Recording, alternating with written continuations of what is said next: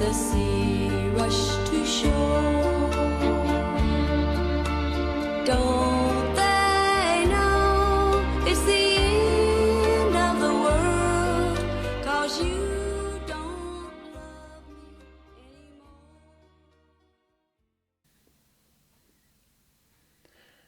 Joe Valeri got along by watching and listening, and, as he said himself, not sticking his neck out. He had built his hatreds little by little, beginning with a mother who neglected him, a father who alternately whipped and slobbered over him. It had been easy to transfer his developing hatred to the teacher who disciplined him, and the policeman who chased him, and the priest who lectured him. Even before the first magistrate looked down on him, Joe had developed a fine stable of hates toward the whole world he knew. Hate cannot live alone. It must have love as a trigger, a goad, or a stimulant. Joe early developed a gentle protective love for Joe. He comforted and flattered and cherished Joe. He set up walls to save Joe from a hostile world, and gradually Joe became proof against wrong. If Joe got into trouble, it was because the world was in angry conspiracy against him. And if Joe attacked the world, it was revenge, and they damn well deserved it. The sons of bitches. Joe lavished every care on his love, and he perfected a lonely set of rules which might have gone like this. 1. Don't believe nobody. The bastards are after you. 2. Keep your mouth shut. Don't stick your neck out. 3. Keep your ears open. When they make a slip, grab onto it and wait. 4. Everybody's a son of a bitch, and whatever you do, they got it coming. 5. Go at everything roundabout. 6. Don't never trust no dame about nothing. 7. Put your faith in dough. Everybody wants it. Everybody will sell out for it. There were other rules, but they were refinements. His system worked, and since he knew no other Joe had no other basis for comparison with other systems, he knew it was necessary to be smart, and he considered himself smart. If he pulled something off, that was smart. If he failed, it was bad luck. Joe was not very successful, but he got by, and with a minimum of effort. Kate kept him because she knew he would do anything in the world if he were paid to do it, or if he was afraid not to do it. She had no illusions about him. In her business, Joe's were necessary. When he got the job with Kate, Joe looked for the weaknesses on which he lived: vanity, voluptuousness, anxiety or conscience, greed, hysteria. He knew they were there because she was a woman. It was a matter of considerable shock to him to learn that, if they were there, he couldn't find them. This dame thought and acted like a man, only tougher, quicker, and more clever. Joe made a few mistakes, and Kate rubbed his nose in them. He developed an admiration for her based on fear. When he found that he couldn't get away with some things, he began to believe he couldn't get away with anything. Kate made a slave of him, just as he had always made slaves of women. She fed him, clothed him, gave him orders, and punished him. Once Joe recognized her as more clever than himself, it was a short step to the belief that she was more clever than anybody. He thought that she possessed the two great gifts. She was smart, and she got the breaks. And you couldn't want no better than that. He was glad to do her hatchet work, and afraid not to. Kate, don't make no mistakes, Joe said, and if you played along with her, Kate took care of you. This went beyond thought and became a habit pattern. When he got Ethel floated over the county line, it was all in the day's work. It was Kate's business, and she was smart. Kate did not sleep well when the arthritic pains were bad. She could almost feel her joints thicken and knot. Sometimes she tried to think of other things, even unpleasant ones, to drive the pain and the distorted fingers from her mind. Sometimes she tried to remember every detail in a room she had not seen for a long time. Sometimes she looked at the ceiling and projected columns of figures and added them. Sometimes she used memories. She built Mr. Edwards' face and his clothes and the word that was stamped on the metal clasp of his suspenders. She had never noticed it, but she knew the word was Excelsior. Often in the night she thought of Fay, remembered her eyes and hair and the tone of her voice and how her hands fluttered and the little lump of flesh behind her left thumbnail, a scar from an ancient cut. Kate went into her feeling about Fay. Did she hate or love her? Did she pity her? Was she sorry she had killed her? Kate inched over her own thoughts like a measuring worm. She found that she had no feeling about Fay. She neither liked nor disliked her or her memory. There had been a time during her dying when the noise and the smell of her had made anger rise in Kate, so that she considered killing her quickly to get it over. Kate remembered how Fay had looked the last time she saw her, lying in her purple casket, dressed in white, with the undertaker's smile on her lips, and enough powder and rouge to cover her sallow skin. A voice behind Kate had said, "She looks better than she has in years." And another voice had answered, "Maybe the same thing would do me some good." And there was a double snigger. The first voice would be Ethel, and the second Trixie. Kate remembered her own half-humorous reaction. Why, she thought, a dead whore looks like anybody else. Yeah, the first voice must have been Ethel. Ethel always got into the night, thinking. And Ethel always brought a shrinking fear with her, the stupid, clumsy, nosy bitch, lousy old bag. And it happened very often that Kate's mind would tell her, "Now wait a moment. Why is she a lousy old bag? Isn't it because you made a mistake? Why did you float her? If you'd used your head and kept her here..." Kate wondered where Ethel was. How about one of those agencies to find Ethel, at least to find where she went? Yes, and then Ethel would tell about that night and show the glass. Then there'd be two noses sniffing instead of one. Yes, but what difference would that make? Every time Ethel got a beer in her, she'd be telling somebody. Oh, sure, but they'd think that she was just a buzzard old hustler. Now, an agency man. No agencies. Kate spent many hours with Ethel. Did the judge have any idea it was a frame? Too simple? It shouldn't have been an even $100. That was obvious. And how about the sheriff? Joe said they dropped her over the line into Santa Cruz County. What did Ethel tell the deputy who drove her out? Ethel was a lazy old bat. Maybe she'd stayed in Watsonville. There was Pajaro, and that was a railroad section, and then the Pajaro River and the bridge into Watsonville. Lots of section hands went back and forth, Mexicans, some Hindus. That puddlehead Ethel might have thought she could turn enough tricks with the track workers. Wouldn't it be funny if she'd never left Watsonville, 30 miles away?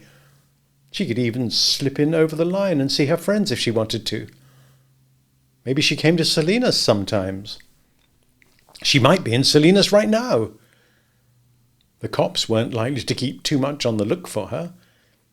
Maybe it would be a good idea to send Joe over to Watsonville to see if Ethel was there. She might have gone to Santa Cruz. Oh, Joe could look there too. It wouldn't take him long. Joe could find any hooker in any town in a few hours.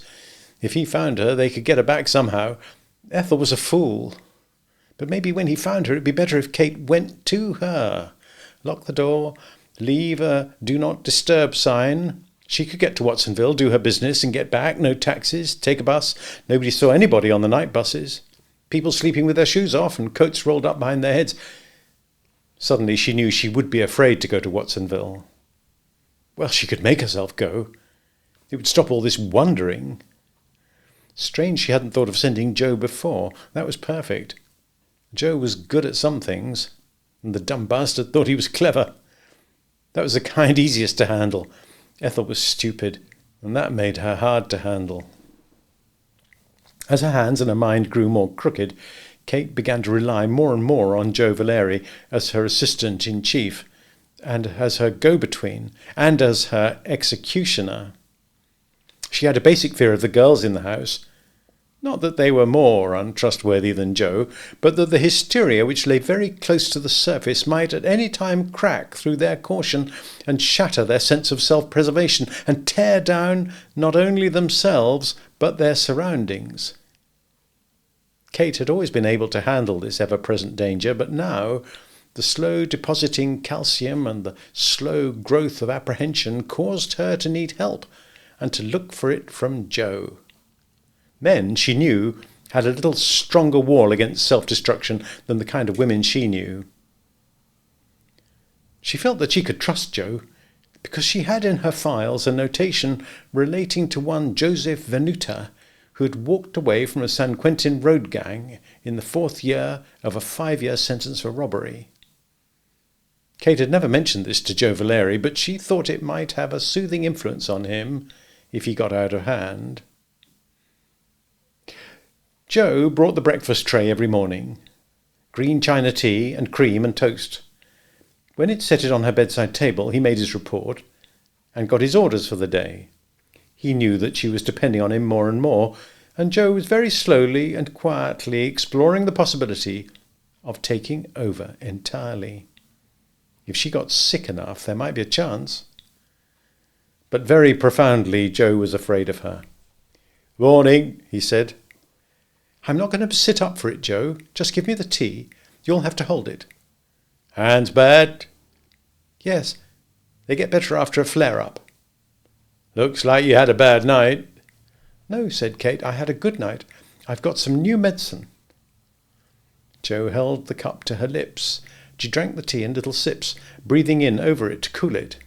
"That's enough," she said, when the cup was only half empty. "How was the night?" "I almost came to tell you last night," said Joe. "Hick came in from King City, just sold his crop, bought out the house, dropped 700, not counting what he give the girls." "What was his name?" "I don't know, but I hope he comes in again." "You should get the name, Joe. I've told you that." "He was cagey." "All the more reason to get his name. Didn't any of the girls frisk him?" "I don't know." "Well, find out." Joe sensed a mild geniality in her, and it made him feel good. "I'll find out," he assured her. "I got enough to go on." Her eyes went over him, testing and searching, and he knew something was coming. "You like it here?" she asked softly. "Sure, I got it good here." "You could have it better." "Or worse," she said. "I like it good here," he said uneasily, and his mind cast about for a fault in himself. "I got it real nice here." She moistened her lips with her arrow-shaped tongue. "You and I can work together," she said. "Any way you want it," he said ingratiatingly, and a surge of pleasant expectation grew in him. He waited patiently. She took a good long time to begin. At last she said, "Joe, I don't like to have anything stolen." "I didn't take nothing." "I didn't say you did." "Who?" "I'll get to it, Joe. Do you remember that old buzzard we had to move?" "You mean Ethel? What's her name?" "Yes, that's the one. She got away with something. I didn't know it then." "What?" A coldness crept into her voice. "Not your business, Joe. Listen to me. You're a smart fellow. Where would you go to look for her?" Joe's mind worked quickly, not with reason, but with experience and instinct. "She was pretty beat up. She wouldn't go far. Old hustler don't go far." "You're smart. You think she might be in Watsonville?" "There, or maybe Santa Cruz. Anyways, I'll give odds she ain't farther away than San Jose." She caressed her fingers tenderly. "Would you like to make 500, Joe?" "You want I should find her?" "Yeah, just find her. When you do, don't let her know. Just bring me the address. Got that? Just tell me where she is." "Okay," said Joe. "She must have rolled you good." "That's not your business, Joe." "Yes, ma'am," he said. "You want I should start right off?" "Yes, make it quick, Joe." "Might be a little tough," he said. "It's been a long time." "That's up to you." "I'll go to Watsonville this afternoon." "That's good, Joe." She was thoughtful. He knew she was not finished and that she was wondering whether she should go on. She decided, Joe, did she do anything, well, peculiar, that day in court? Hell no, said she was framed like they always do. And then something came back to him that he hadn't noticed at the time. Out of his memory, Ethel's voice came saying, Judge, I've got to see you alone. I've got to tell you something. He tried to bury his memory deep so that his face would not speak. Kate said, Well, what was it? He had been too late. His mind leapt for safety. There's something, he said to gain time. I'm trying to think. Well, think. Her voice was edged and anxious. Well, he had it. Well, I heard her tell the cops. Let's see, she said, why couldn't they let her go south? She said she had relatives in San Luis Obispo. Kate leaned quickly towards him. Yes? And the cops said it was too damn far. You're smart, Joe. Where will you go first? Watsonville, he said. I got a friend in San Luis. He'll look around for me. I'll give him a ring. Joe, she said sharply, I want this quiet. For 500 you'll get it quiet and quick, said Joe. He felt fine, even though her eyes were slitted and inspective again. Her next words jarred his stomach loose from his backbone. Joe, not to change the subject, does the name Venuta mean anything to you? He tried to answer before his throat tightened. Not a thing, he said. Come back as soon as you can, Kate said. Tell Helen to come in. She'll take over for you. Joe packed his suitcase, went to the depot, and bought a ticket for Watsonville.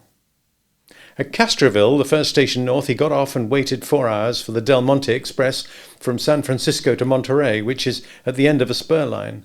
In Monterey, he climbed the stairs of the Central Hotel, registered as John Vicker. He went downstairs and ate a steak at Pop Ernst's and bought a bottle of whiskey and retired to his room. He took off his shoes and his coat and vest, removed his collar and tie, and lay down on the bed. The whiskey and a glass were on the table beside the brass bed. The overhead light shining in his face didn't bother him. He didn't notice it. Methodically, he primed his brain with half a tumbler of whiskey, and then he crossed his hands behind his head and crossed his ankles, and he brought out thoughts and impressions and perceptions and instincts and began matching them. It had been a good job, and he had thought he had fooled her. Well, he had underrated her. But how in hell had she got onto it that he was wanted? He thought he might go to Reno or maybe to Seattle, seaport towns, always good. And then, now wait a minute, think about it. Ethel didn't steal nothing. She had something. Kate was scared of Ethel. 500 was a lot of dough to dig out a beat-up whore. What Ethel wanted to tell the judge was, number 1, true, and number 2, Kate was scared of it. Might be able to use that. Hell, not with her holding that jailbreak over him. Joe wasn't going to serve out the limit with penalties. But no harm in thinking about it. Suppose he was to gamble 4 years against, well, let's say 10 grand. Was that a bad bet? No need to decide. She knew it before and didn't turn him in. Suppose she thought he was a good dog. Maybe Ethel might be a hole card. Now, wait. Just think about it. Maybe it was the breaks. Maybe he ought to draw his hand and see. But she was so goddamn smart. Joe wondered if he could play against her. But how? If he just played along? Joe sat up and filled his glass full. He turned off his light and raised his shade, and as he drank his whiskey he watched a skinny little woman in a bathrobe washing her stockings in a basin in a room on the other side of the air shaft, and the whiskey muttered in his ears. It might be the brakes. God knows Joe had waited long enough. God knows he hated the bitch with her sharp little teeth. No need to decide right now. He raised his window quietly and threw the writing pen from the table against the window across the air shaft. He enjoyed the scene of fear and apprehension before the skinny dame yanked her shade down. With the third glass of whisky, the pint was empty. Joe felt a wish to go out in the street and look the town over. But then his discipline took over. He had made a rule, and kept to it, never to leave his room when he was drinking. That way a man never got in trouble. Trouble meant cops, and cops meant a check-up, and that would surely mean a trip across the bay to San Quentin, and no road gang for good behaviour this time. He put the street out of his mind. Joe had another pleasure he saved for times when he was alone, and he was not aware it was a pleasure. He indulged it now. He lay on the brass bed and went back in time over his sullen and miserable childhood and his fretful and vicious growing up. No luck. He never got the breaks. The big shots got the breaks. A few snatch jobs he got away with, but the tray of pocket knives, cops came right in his house and got him. Then he was on the books and they never let him alone. Guy in Daly City couldn't shag a crate of strawberries off a truck without they'd pick up Joe. In school he didn't have no luck neither. Teachers against him, principal against him. Guy couldn't take that crap. He had to get out. Out of his memory of bad luck, a warm sadness grew, and he pushed it with more memories until the tears came to his eyes and his lips quivered with pity for the lonely lost boy he had been. And here he was now. Look at him. A rap against him, working in a whorehouse when other men had homes and cars. They were safe and happy, and at night their blinds were pulled down against Joe. He wept quietly until he fell asleep. Joe got up at 10 in the morning and ate a monster breakfast at Pop Ernst's. In the early afternoon he took a bus to Watsonville, played 3 games of snooker with a friend who came to meet him in answer to a phone call. Joe won the last game, racked his cue. He handed his friend 2 $10 bills. "Al," said his friend, "I don't want your money." "Take it," said Joe. "It ain't like I give you anything." "Oh, you give me plenty. You say she ain't here and you're the baby that would know." "Can't tell me what you want her for?" "Wilson, I told you right first and I tell you now, I don't know. I'm just doing a job of work." "Well, that's all I can do. Seems like there was this convention. What was it, dentists or maybe owls? I don't know whether she said she was going or I just figured it myself.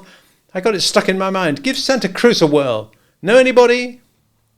"I got a few acquaintances," said Joe. "Look up H.V. Marler, Hal Marler. He runs the Hal's pool room. Got a game in bag." "Thanks," said Joe. "No, look, Joe, I don't want your money." "It ain't my money. Buy a cigar," said Joe. The bus dropped him 2 doors from Hal's place. It was supper time, but the stud game was still going. It was an hour before Hal got up to go to the can, and Joe could follow and make a connection. Hal peered at Joe with large pale eyes made huge by thick glasses. He buttoned his fly slowly and adjusted his black alpaca sleeve guards, squared his green eye shade. "Stick around till the game breaks," he said. "Care to sit in?" "How many playing for you, Hal?" "Only one." "I'll play for you." $5 an hour," said Hal. "And 10% if I win?" "Well, okay. Sandy-haired fellow Williams is the house." 1 o'clock in the morning, Hal and Joe went to Barlow's Grill. "2 rib steaks and French fries. You want soup?" Hal asked Joe. "No, and no French fries. They bind me up." "Me too," said Hal, "but I eat them just the same. I don't get enough exercise." Hal was a silent man until he was eating. He rarely spoke unless his mouth was full. "What's your pitch?" he asked round the steak. "Just a job. I make $100 and you get 25, okay?" "Gotta have, proof? Like papers?" "No, be good, I'll get by without them." "Well, she come in and wants me to steer for her. She wasn't no good. I didn't take 20 a week off her. I probably wouldn't have knew what become of her, only Bill Primus seen her in my place. And when they found her, he come in and asked me about her. Nice fella, Bill. Got a nice force here. Ethel was not a bad woman. Lazy, sloppy, but good-hearted. She wanted dignity and importance. She was just not very bright, and not very pretty. And because of these two lacks, not very lucky. It would have bothered Ethel if she had known that when they pulled her out of the sand, where waves had left her half buried, her skirts were pulled around her arse. She would have liked more dignity. Hal said, "We got some crazy bohunk bastards in the sardine fleet. Get loaded with ink and they go nuts. Way, I figure one of them sardine crews took her out and then just pushed her overboard. I don't see how else she'd get in the water." "Maybe she jumped off the pier." "Ah," said Hal through potatoes. "Hell no, she's too fucking lazy to kill herself. You want to check?" "If you say it's her," said Joe, and he pushed a 20 and a 5 across the table. Hal rolled the bills like a cigarette and put them in his vest pocket. He cut out the triangle of meat from the rib steak and put it in his mouth. "It was her," he said. "Want a piece of pie?" Joe meant to sleep until noon, but he awakened at 7 and lay in bed for quite a long time. He planned not to get back to Salinas until after midnight. He needed more time to think. When he got up, he looked in the mirror and inspected the expression he planned to wear. He wanted to look disappointed, but not too disappointed. Kate was so goddamn clever. Let her lead. Just follow suit. She was about as wide open as a fist. Joe had to admit he was scared to death of her. His caution said to him, "Just go in and tell her and get your 500. And he answered his caution savagely. "Breaks? How many breaks did I ever get? Part of the breaks is knowing a break when you get it. Do I want to be a lousy pimp all my life? Just play it close. Let her do the talking. No harm in that. I can always tell her later, like I just found out if it don't go good. She could have you in a cell block in 6 hours flat." "Not if I play 'em close. What I got to lose? What breaks did I ever get?"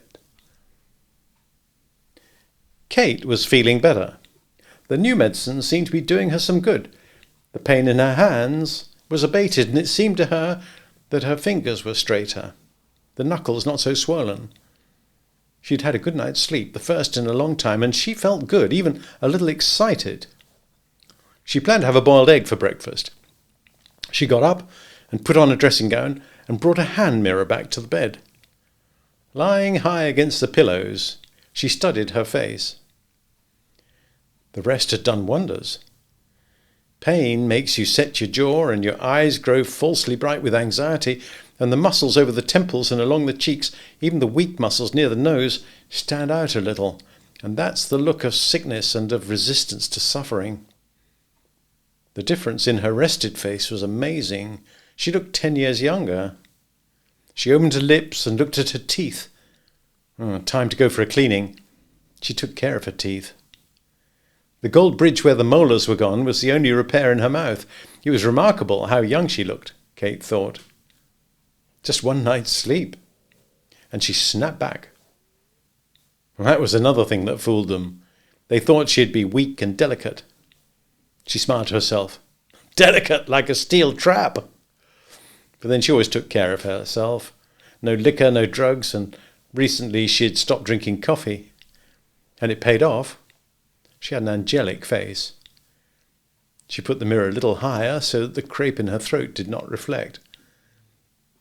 Her thought jumped to that other angelic face so like hers. What was his name?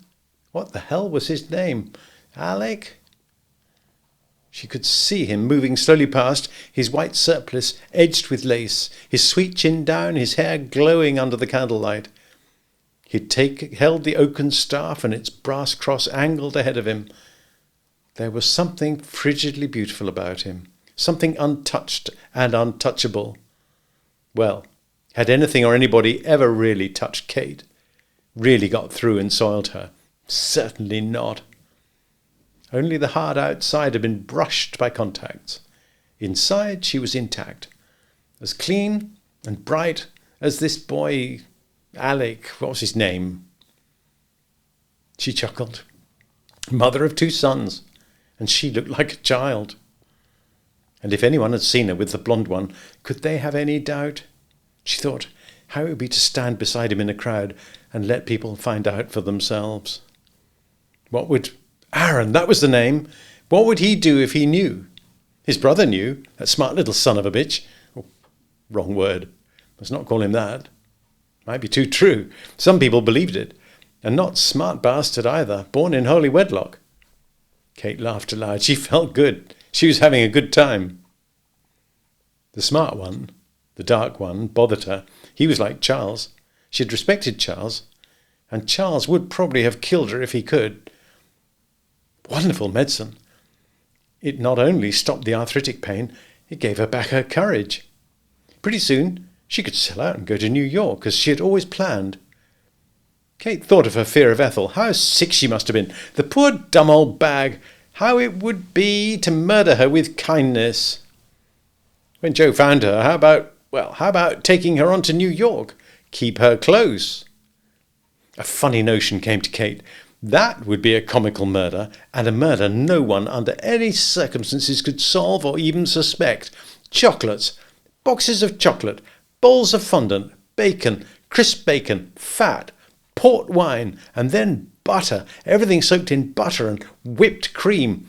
No vegetables, no fruit, no amusement either. Stay in the house, dear. I trust you. Look after things. You're tired. Go to bed. Let me fill your glass. I got these new sweets for you. Would you like to take the box to bed? Well, if you don't feel good, why don't you take a physic? These cashews are nice, don't you think?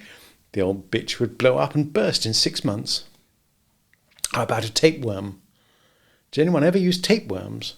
Who was a man who couldn't get water to his mouth in a sieve? Tantalus. Kate's lips were smiling sweetly, and a gaiety was coming over her. Before she went, it might be good to give a party for her sons, just a simple little party with a circus afterward for her darlings, her jewels. And then she thought of Aaron's beautiful face, so like her own, and a strange pain, a little collapsing pain, arose in her chest. He wasn't smart. He couldn't protect himself. The dark brother might be dangerous. She'd felt his quality. Cal had beaten her. Before she went away, she'd teach him a lesson. Maybe a dose of the clap might set that young man back on his heels. Suddenly she knew that she did not want Aaron to know about her. Maybe he could come to her in New York. He would think she had always lived in an elegant little house on the east side. She'd take him to the theatre, to the opera, and people would see them together and wonder at their loveliness and recognize that they were either brother and sister or mother and son. No one could fail to know. They could go together to Ethel's funeral. She'd need an oversized coffin and 6 wrestlers to carry it. Kate was so filled with amusement at her thoughts that she didn't hear Joe's knocking on the door. He opened it a crack and looked in and saw her gay and smiling face. "Breakfast," he said, and nudged the door open with the edge of the linen-covered tray. He pushed the door closed with his knee. "Want it there?" he asked, and gestured towards the grey room with his chin. "No, I'll have it right here. And I want a boiled egg and a piece of cinnamon toast. 4.5 minutes on the egg. Make sure. I don't want it gooey." "You must feel better, ma'am." "I do," she said. "That new medicine is wonderful. You look dragged by dogs, Joe. Don't you feel well?" "I'm all right," he said, and set the tray on the table in front of the big deep chair. 4.5 minutes. "That's right. And if there's a good apple, a crisp apple, bring that too." "You ain't act like this since I knew you," he said. In the kitchen, waiting for the cook to boil the egg, he was apprehensive. Maybe she knew. He'd have to be careful. But hell, she couldn't hate him for something he didn't know. No crime in that. Back in her room, he said, "Didn't have no apples. He said this was a good pear." "Oh, I'd like that even better," said Kate. He watched her chip off the egg and dip a spoon in the shell. "How is it?" "Perfect," said Kate. "Just perfect." "You look good," he said. "I feel good." "You look like hell. What's the matter?" Joe went into it warily. "Ma'am, there ain't nobody needs 500 like I do," she said playfully. "There isn't anyone who needs—" "What?" "Forget it. What are you trying to say? You couldn't find her, is that it? Well, if you did a good job looking, you'll get your 500. Tell me about it." She picked up the salt shaker and scattered a few grains into the open eggshell. Joe put an artificial joy on his face. "Thanks," he said. "I'm in a spot. I need it. Well, I looked in Pajaro and Watsonville, got a line on her in Watsonville, but she went to Santa Cruz. Got a smell of her there, but she was gone." Kate tasted the egg and added more salt. "That all?" "No," said Joe. I went it blind there, dropped down to San Luis, and she had been there too, but gone." "No trace? No idea where she went?" Joe fiddled with his fingers. His whole pitch, maybe his whole life, depended on his next few words, and he was reluctant to say them. "Come on," she said at last. "You've got something. What is it?" "Well, it ain't much. I don't know what to think of it."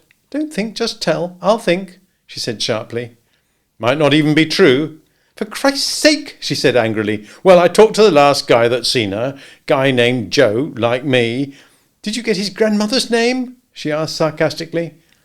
"This guy Joe says she loaded up on beer one night, and she said how she's going to come back to Salinas and lay low. She dropped out of sight. This guy Joe didn't know nothing more." Kate was startled out of control. Joe read her quick start, the apprehension, and then the almost hopeless fear and weariness. Whatever it was, Joe had something. He had got the breaks at last. She looked up from her lap and her twisted fingers. "We'll forget the old fart," she said. "You'll get your 500, Joe." Joe breathed shallowly, afraid that any sound might drag her out of her self-absorption. She had believed him. More than that, she was believing things he had not told her. He wanted to get out of the room as quickly as possible. He said, "Thank you, ma'am," but very softly, and he moved silently toward the door. His hand was on the knob when she spoke with elaborate casualness.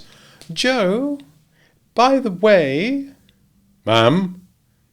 "If you should hear anything about her, let me know, will you?" "I sure will. Want me to dig into it?" "No, don't bother. It isn't that important."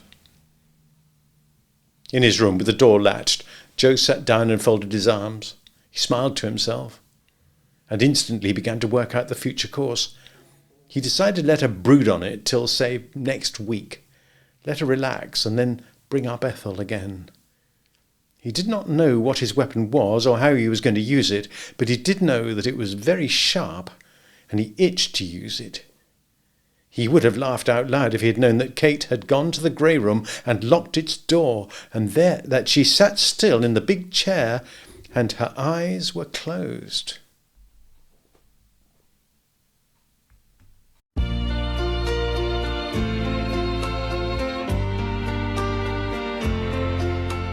Why does the sun go on shining?